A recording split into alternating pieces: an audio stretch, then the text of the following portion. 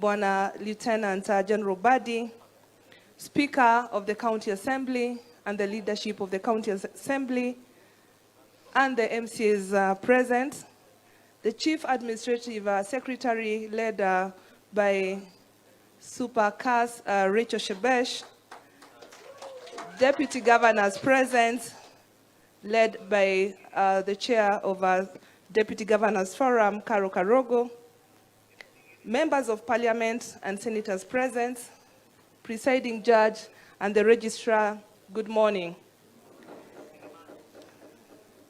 It is with great honor and humility that I stand here on this auspicious occasion of my swearing in as the third Governor of Nairobi County City. I wish to thank the Almighty God for being so gracious to me throughout my life in service and up to this point in time. I also thank God for my country, Kenya, its leadership, and the over 6 million Nairobians who live, work, and invest in this beautiful city. And so I take this opportunity. Speaker of the National Assembly, Justin Muturi, our cabinet secretaries led by CS Margaret Kobia, our chair of COG, Governor Wambora, Director General Nairobi Metropolitan Services, Bwana Lieutenant General Badi, Speaker of the County Assembly and the leadership of the County Assembly, and the MCAs present, the Chief Administrative Secretary led by Super CAS Rachel Shebesh, Deputy Governors present, led by the Chair of Deputy Governors Forum, Karo Karogo, Members of Parliament and Senators present, Presiding Judge and the Registrar, good morning. It is with great honor and humility that I stand here on this auspicious occasion of my swearing in as the third Governor of Nairobi County City. I wish to thank the Almighty God for being so gracious to me throughout my life in service and up to this point in time. I also thank God for my country, Kenya, its leadership, and the over 6 million Nairobians who live, work, and invest in this beautiful city. And so I take this opportunity to pay respect and tribute to His Excellency, the President of the Republic of Kenya, Honorable Uhuru Muigai Kenyatta, for his leadership and his administration's vision for our capital city, Nairobi, and in particular, for the efforts he has made to restore the city's glory. I wish to acknowledge and appreciate His Excellency the President and the former Right Honorable Prime Minister Raila Odinga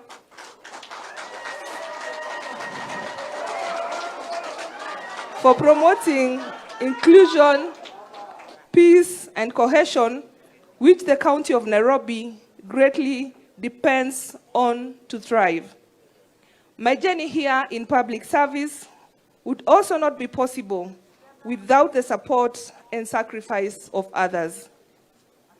To my predecessors, governors, for their contribution to the country's development during their tenure in office. To the judiciary, who have on several occasions guided through the judgments, the decisions that have today culminated to the occasion of my swearing in. To my family, especially my mother, friends and siblings, for always providing the pillar of support and for teaching me the virtues of perseverance, courage, resilience, and empathy. And my son, the wind beneath my wings. To Nairobi County Assembly and its leadership, for the support and harmonious working relationship given to the executive to discharge its mandate. To the Nairobi Metropolitan Services, NMS, through the leadership of Lieutenant General Mohamed Badi, for supporting the delivery of services to Nairobi residents through the delivery of infrastructural projects and implementation of key socio-economic programs, working in close collaboration with my office. I also wish to appreciate Nairobi residents in their diversity, young and old, who have today entrusted me with a huge responsibility to provide the leadership and steer the county in matters that impact on their daily lives and businesses. My fellow Nairobians, I have today taken the governor's oath of office and sworn to truly and diligently serve the county of Nairobi without fear, favor, affection, or ill will. And for this, I commit to serve and work for and with all of you. Further, as your governor, I shall strive to uphold the constitutional provisions, notably Chapter 6 on leadership and integrity, Article 10 on national values and principles of governance, and Article 232 on values and principles of public service, among others. Today, Nairobi serves 6 million by day and 4 million residents by night. It remains the strategic location of international headquarters and global corporates. It is also the transport, communication, and business hub, as well as the transit point for millions of travelers globally. As a business hub, it contributes approximately a fifth of the country's GDP. By virtue of the county's strategic importance, the responsibility bestowed upon me as the governor of Nairobi is no mean feat. However, I confidently state that with your support, I am up to the task and I will serve you to the best of my ability. Ladies and gentlemen, my tenure comes at a time when the city, like the rest of the country, is reeling from the social and economic impact of the COVID-19 pandemic. As a consequence, individual households, communities, and business have suffered immensely through loss of lives, livelihoods, and freedom. As your governor and as a mother, I feel your pain. And it is so for this reason, during my tenure in the office, I have focused on cushioning Nairobi residents and businesses from the impact of the pandemic. Allow me to outline some of the measures undertaken thus far. I recently signed into law Sexual Gender-Based Violence Bill, whose overall role is to accelerate efforts towards the elimination of all forms of gender-based violence in Nairobi County and ensure perpetrators are severely punished. The law will ensure essential services are available to victims of gender-based violence as a matter of right. Disbursement of bursaries worth 503 million to bright and needy families to support primary and secondary students from Nairobi County in a bid to ensure no student is left behind in the quest of furthering education. We, as Nairobi County, we have also recruited 498 number early childhood development teachers to support the provision of inclusive and quality education for our children. Rolling out of disaster feeding program as part of the immediate response and much needed support of victims of disaster, I also initiated the expansion of fire stations from 2 since independence to 6 functional fire stations spread across the 4 poles of Nairobi County. The milestone has reduced the county fire and rescue response time from 2 hours to an average of 5 minutes. Construction and rehabilitation of ECD centers in all 85 wards in Nairobi City and waiving all levies in all 229 public ECD centers, resulting in enrollment increment to 17,000 from 13,000. Distinguished ladies and gentlemen, It is for this reason and my continued commitment to ensure the county is set to the path of full recovery that I wish today to unveil the Nairobi Economic Stimulus 5-point program with the following interventions. All an inclusive education and improved quality of early learning through the employment of additional 219 ECD teachers, improved health of our children through better nutrition, through the provision of free milk for approximately 6,450 children in the ECT centers across the 17 sub-counties in the county. Improved water and sanitation for Nairobi residents in the informal settlements through the sinking of boreholes and installation of 850 water tanks, that is 10 tanks for every ward in the county. Revitalized 24/7-hour economy that will create jobs with a promise to launch within the next 30 days, a post-COVID recovery plan and focus on greater improvements in security, local policing, lighting, and sanitation. Further, to ensure that Nairobi County government is effectively functioning, I commit to work in collaboration and in harmony with the Senate, the national government, Nairobi County Assembly, Nairobi Metropolitan Services, development and diplomatic partners, the business community, and Nairobians at large.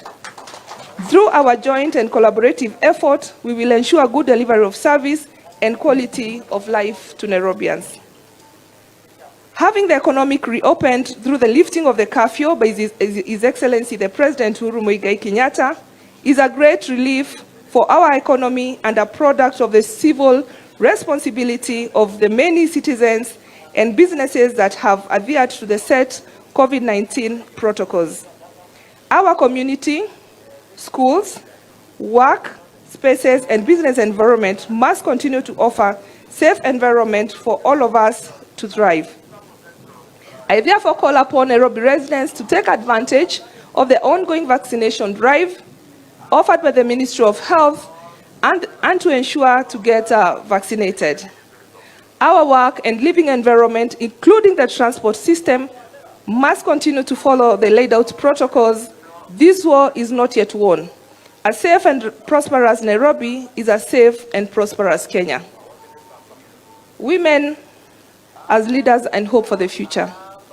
I am equally privileged to join Her Excellency Governor Charity Ngilu and Her Excellency Governor Anne Waiguru as a country that female governors.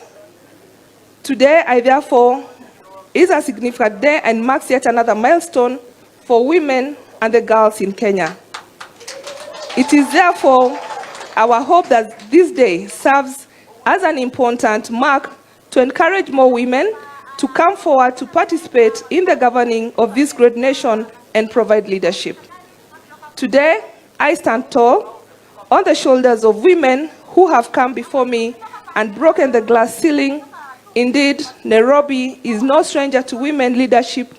As you remember, in 1971, the city elected as mayor Her Excellency the late Margaret Kenyatta, the first African woman mayor of Kenya's capital city and the second African woman mayor in the country. Her tenure in office was marked by many development programs and prioritized the issues of women, children, and education, which she viewed as a hope for Kenya's future. In this context, and as my fifth intervention, I am pleased to announce my commitment to work with the national government and other stakeholders to support the empowerment of women and girls in the county through the provision of gender-based violence recovery centers and establishment of safe houses in the 17 sub-counties. In support of the ongoing efforts of gender-based violence, I will also ensure budgetary allocation for the facilities as well as establishment of witness protection programs. My fellow Nairobians, distinguished guests, I would like to add that we will continue to use a strategic position in the country to ensure that it can continue to be the regional hub of the many visitors transiting safe home to the international agencies and businesses, and the key contributor of income to the country's GDP. Let me thank you once again for putting your faith in me to fill this role. I wish to restate my commitment to serve you and to call upon all of you to join me in making Nairobi a great place to invest, live, and work in. Let me conclude by quoting Psalms 23:4, "Surely goodness and mercy shall follow me all the days of my life." I have the faith that God's abundant love, goodness, and mercy will be with me and also with you. God bless Kenya. God bless the people of Nairobi. Thank you very much.